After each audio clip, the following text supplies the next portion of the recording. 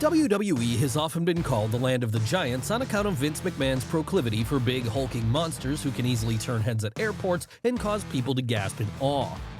And while this is generally the case, it doesn't mean that these performers always hit it off with fans, as, in more than a few cases, they just haven't connected in the ways the company hoped they might. But who were these wrestlers? Well, join us today as we take a deep dive into the biggest men who failed to make it big in Failed Giants, WWE's Forgotten Big Men. And where better to start than with a performer who management at a certain point had such high hopes for, he was even briefly a member of Evolution, and that's Mark Gintrak. Yes, after spending a couple of years in World Championship Wrestling during their dying days as one of that company's future up-and-comers, Gintrak would make the jump over to the Vince McMahon promotion in 2001 after he bought them out. And there, initially teamed up with Garrison Cade, the rookie would spend most of his time in WWE's developmental territories, only occasionally appearing on the main roster during episodes of second-tier shows like Heat and Jacked. This would all change in 2003, however, as it was then that, feeling he was ready to be pushed to the next level, the boss would call Gintrak up to the main roster full-time, with the intention being to have him be a member of the Evolution stable alongside Triple H, Ric Flair, and Randy Orton. In fact, the company would even go as far as to shoot promo material with all four men together at this point, something which was supposed to give each of them a chance to get to know each other on a better level. Unfortunately, though, it appears that during this period, the other three members of the stable felt like they weren't really gelling with the former WCW guy, and so, before the whole thing could reach TV, Gintrak would be kicked out and replaced with Batista in the role instead. After that, the rookie would struggle to recover as, now no longer a member of the top stable on Raw, he'd reform his tag team with Garrison Cade for a while, although the two would rarely ever get the victory during their matches. Then once that was done, he'd briefly team up alongside and then feud with another giant on the roster, all before leaving WWE in 2005 and spending the rest of his career working for both AAA and CMLL down in Mexico. And who was this giant he worked with during his latter days with the company? Well, it's the next person we're going to be looking at as it happens, because like Mark Gintrak, Luther Reigns would never be able to reach that next level no matter how much management wanted it. Maybe it was just a case of WWE fans not being ready for a main eventer named Reigns at this point then, because when Luther first hit the roster in 2003, it seemed like, from a physical standpoint at least, he had all the tools required to become a major player in New York. Sadly for him though, despite being paired up with Kurt Angle upon his debut, it would quickly become apparent that he didn't have the skills in the ring so as to keep up with the best of them, with this leading to him quickly falling down the pecking order. But it wasn't as if the company didn't still try to get him over anyway, as after briefly teaming up with Mark Gintrak, then getting into an eventual feud with him, Reigns would follow this up by having a singles program with The Undertaker. And while that would predictably end with the dead man winning, it did at least signal that Vince McMahon saw a lot of potential in Reigns as being one of his next top stars, even if it was going to take some more work getting him there. It's just a shame fans didn't feel the same way then, because whenever the big man came out to the ring during the remainder of his tenure, they wouldn't really give him much of a reaction at all, something which caused the big man to be dropped down to velocity for the most part soon after this. Then, when creative differences between he and SmackDown head writer Paul Heyman arose over the future direction of his character, Reigns would end up requesting his release from the company, with him choosing to retire from the ring altogether at this point. Of course, not every big man who had a failed run in WWE would see their career end so abruptly afterwards, because in the case of Vance Archer, that was when things really got started. Before he was the Murder Hawk monster though, Archer was a young rookie trying to make a name for himself on late 2000s SmackDown, as after having had a fairly successful run over in TNA prior to this, he'd make the jump to Vince McMahon's promotion in 2009. And there, immediately being impressed with his size, the boss would put Archer to work on the revived ECW brand, having him undergo a win streak which saw him pick up pinfalls over the likes of Tommy Dreamer and Goldust. Ultimately though, this win streak would come to an end when the big man found himself on the opposite of the ring from Shelton Benjamin, with the NCAA athlete's technical skills being too much for him to overcome. So, no longer the unbeatable monster then, Archer would try his luck on SmackDown instead, where quickly forming a tag team with Kurt Hawkins named the Gate Crashers, he'd start racking up wins once more. But sadly, before this team could get into serious title contention, internal bickering between the two would see them decide to part ways. And with this stalling any momentum the big man had, he'd end up finding himself on the chopping block in November of 2010, with him being released from his contract at this point. Still, that wasn't the end of his career, because from there, he'd rename himself Lance Archer and go on to become a big star over in New Japan Pro Wrestling as a member of Minoru Suzuki's stable, Suzuki-gun. After that, he'd become a full-time member of the All Elite Wrestling roster in 2020, with this being the company he remains with to the current day. It's just a shame some of his former WWE colleagues couldn't have found the same levels of success after the fact then. That said, when it came to another big man who failed to stand out amongst the sea of late 2000s, early 2010s creator wrestlers, Jackson Andrews never really had the same level of skill that Archer had. Yes, we'd forgive you for not remembering Jackson Andrews at all at this point, in fact, because despite Vince McMahon evidently being a big fan of him on account of his look, when he joined the main roster in 2010, fans didn't care one iota. Sure, he may have been big and muscular, but upon being paired with Curt Hawkins and sent to work with him on the house show circuit, it quickly became clear that Andrews' smaller teammate was being forced to carry their matches, as, unlike his partner, he could actually wrestle. But ever the stubborn figure, the boss felt if he could just get his latest toy in the right role, then he would shine no matter what fans thought of him. And this was why, in December of that same year, the rookie would be moved away from his team with Hawkins, instead being given the role of bodyguard for Tyson Kidd. Unfortunately for him, though, this run would turn out to be even shorter, as with fans once again failing to get behind Andrews, it wouldn't be long before McMahon threw in the towel on the whole project, at first sending the rookie back down to developmental for a time, all before releasing him altogether in May of 2011. And as we alluded to earlier, he was far from the only failed big man who came to WWE during this period because, while Jackson Andrews was unable to get over, Bam Neely was struggling to even get noticed at all. Yes, who would have thought that just being a big man wasn't enough to turn someone into a success in the wrestling world? Not Vince McMahon, that's for sure, because a couple of years prior to the likes of CM Punk and Bryan Danielson, at least temporarily changing attitudes about who could get over in a WWE ring, fans would be forced to put up with bland faceless wrestler after bland faceless wrestler. And when it came down to it, perhaps none were blander than Bam Neely, someone who had joined the ECW roster in 2008 as a heavy for Chavo Guerrero during his run as that brand's world champion.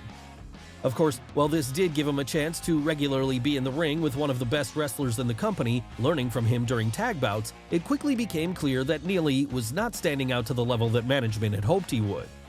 That was why, by October of that year, the duo would be split up, with the big man at this point hoping that a run as a single star might revive his fortunes. But while he may have hoped for this, what he didn't realize was that by then, his die had already been cast with upper management as, having given up on him as getting over as a main event player already, McMahon would decide to cut bait and release him from his contract in January of 2009. That said, at least he did get to have some sort of run on the main roster, even if it was only the ECW brand, because when it came to one of his contemporaries, Eli Cottonwood, things wouldn't even reach that level. Yes, despite having a successful basketball career prior to his time with WWE, Kip Christiansen would struggle upon entering the ring in 2008, as immediately realizing it was a very different world from the one he'd been used to, a period of adaptation would be required. And this period would see him go down to Florida Championship Wrestling for a while where, having his ring name changed to Eli Cottonwood, the rookie would get to work on preparing himself for an eventual main roster run. Then, while he was still working on the fundamentals, he would get to appear on the second season of NXT, back when it was in its game show format, there being mentored by John Morrison, but despite having a very skilled wrestler to help guide him through the whole process, Eli Cottonwood would never really shine while on NXT, with this leading to him failing to win that season. After that, he'd hang around in developmental long enough to see the black and gold brand morph into its more well-known incarnation, with him there briefly getting the chance to become an early member of the Wyatt family. Sadly though, when that group was called up to the main roster in 2013, the big man would not be amongst the ranks, with him instead being released from his contract soon after this. That said, maybe it's for the best he never made it to the main roster because, at least down in NXT, his weaknesses could be somewhat hidden. And when it came to our next entry, being on live TV every Monday night made it very hard to conceal the fact that Mason Ryan simply wasn't ready for the spot. Still, it wasn't exactly the man behind the character Barry Griffith's fault, as, looking like a Welsh Dave Bautista, it's understandable why Vince McMahon wanted to shoot him to the moon as soon as he laid eyes on him in 2009. And this would be the reason he'd be signed up to a developmental contract at that point, with him from there being sent down to Florida Championship Wrestling for a while so as to hone his craft and learn the in-house style. And during that period, he'd show a lot of early promise, enough to where, after beating Alex Riley and Johnny Curtis in a triple threat match in July of 2010, he'd become the FCW Florida Heavyweight Champion. After that, he'd hold on to the belt for the next 6.5 months, defending it against the likes of Bo Dallas, Richie Steamboat, and Eli Cottonwood. Then, come January of 2011, Vince McMahon would have decided the big man was ready for the main roster, with him calling him up to the Raw brand at this point and having him immediately join forces with the Nexus. And maybe Ryan really was ready then. Maybe if he'd been given something to work with, he might have actually made it. But being placed with an already dead stable, well, that made it next to impossible for him to get over, something which ultimately led fans to really not caring whenever he came out to the ring. Sure, as a member of the Nexus, he would get to mix it up with the likes of Randy Orton, Kane, and The Big Show, all while being under the mentorship of the group's then leader, CM Punk. But that evidently wasn't enough, as still needing more time to be fully main roster prepared, Mason Ryan would flounder more and more as the weeks and months went on, even more so once the Nexus disbanded soon after. So realizing their mistake then, the company sent him back down to NXT in 2012, where Ryan immediately set about the process of rebuilding himself by starting a win streak. Unfortunately though, even this wouldn't be enough to get him over, and so, by April of 2014, like so many others in this video, he'd be released from his contract when the boss finally threw in the towel. But it's not like McMahon hadn't had this problem before, of course, because during the early days of the Ruthless Aggression era, he also tried and failed to get Tyson Tomko over. Yes, it was in 2002, right as the Attitude Era had come to an end and WWF were morphing into WWE, that Vince McMahon, in seeking out his next big giant, would come across the Florida native. And immediately seeing big things in his future then, the boss would waste no time in getting Tomko signed up to a contract, with him from there spending the next few months in Ohio Valley Wrestling, all before he was ultimately called up to the main roster in 2003. Once there then, he would be introduced as the enforcer for hire for Christian, someone who had been brought in by the Instant Classic so as to help him and his kayfabe girlfriend Trish Stratus get the better of their heated rival Chris Jericho. And wasting no time after that, the problem solver would quickly get to work on establishing himself by helping Christian and Trish get the win in a number of different matches, all while hitting the ring himself whenever necessary so as to destroy some poor unsuspecting undercard talent.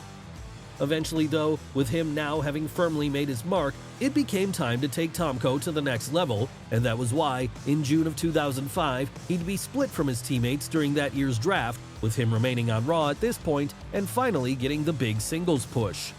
And this should have been the moment the problem solver became the company's next big star, a monster heel who would rise up the ranks of the main event scene and strike fear into the hearts of babyfaces everywhere he went. But as people who were watching at the time will know, that's not what happened. And instead, Tyson Tomko pretty quickly fizzled out after fans failed to get behind him as a top singles guy. Yes, while some like Batista or Roman Reigns have been able to transition from silent heavy into breakout main event stars successfully, this attempt wouldn't really work out to the same level, largely on account of the former enforcer to Christian not having the same level of charisma as those two aforementioned performers. And that was ultimately why, after falling back down to the mid-card and forming a brief tag team with Gene Snitsky later in 2005, Tyson Tomko would ultimately be released from his contract a few months later, at which point he would go on to have a decent career for himself in both New Japan Pro Wrestling and TNA, the latter of which even saw him reunite with Christian for a while.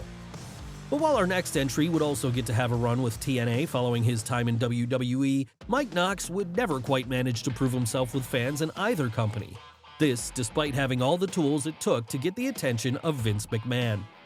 That's right, at 6'7" and 293 pounds, Michael Hittinga, the man behind the gimmick, looked like he had been specifically created to be a monster heel in WWE. And this was why, after having spent a few years on the indies, he'd be signed up by the company in 2005, with him being sent down to developmental for a while from there, all before he was then added to the newly revived ECW brand a year later. On ECW, though, he would not get over with fans as, with the hardcore audience loathing anything that had the stink of WWE on it, Mike Knox stuck out like a sore thumb amongst other performers such as CM Punk or Rob Van Dam. And as it happened, CM Punk would be one of Knox's main feuds during his time with ECW, something which only led fans to resent him more as they felt like the voice of the voiceless should be working with better performers instead. But how did the feud come about? Well, basically, Knox's on-screen girlfriend at the time, Kelly, was being written to be something of an exhibitionist who enjoyed performing stripteases for the audience in her extreme expose segments. So, taking umbrage with this, the rookie would regularly get involved during these, covering up Kelly and denying the fans the opportunity to see her strip. Yes, this was when WWE was still trying to live off the fumes of the Attitude Era, and it didn't do much to get Mike Knox over with fans.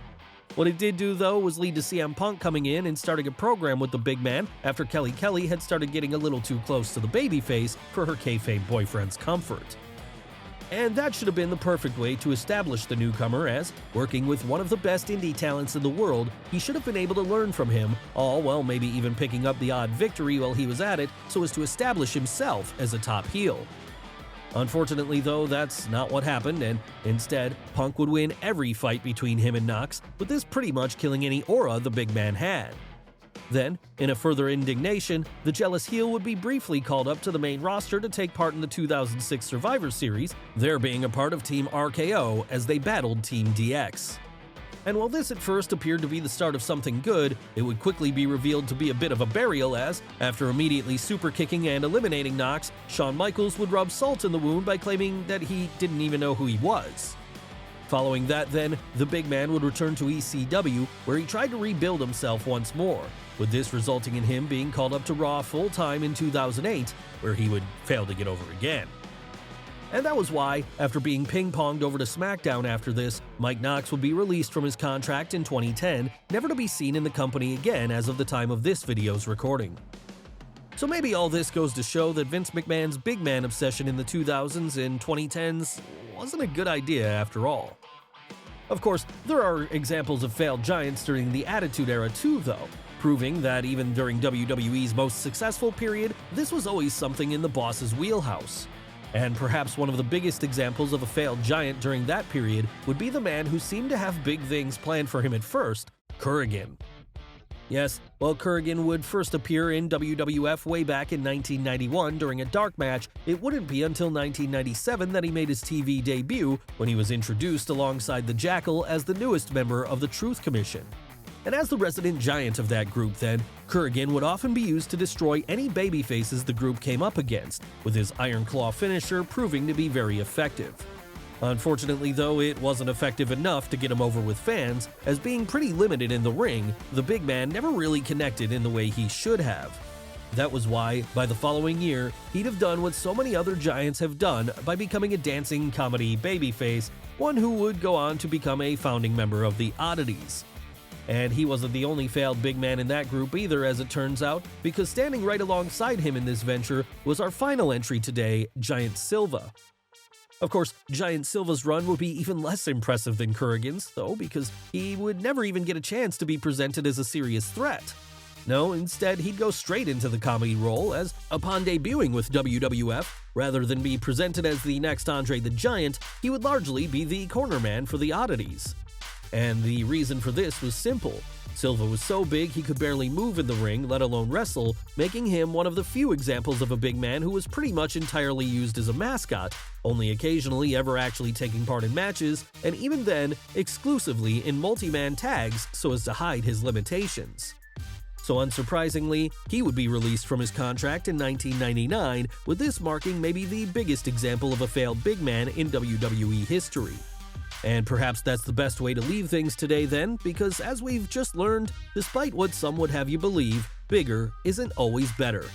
No, sometimes in fact, bigger is just downright bad. Except for Lance Archer, that is. It turns out he's actually pretty good when he's given the chance. Well guys, what did you think of the video? Let us know in the comments below. Don't forget to smash the like button, subscribe to the channel, as well as follow Wrestle with Andy on Instagram and Twitter. Thanks for watching, and we'll see you next time.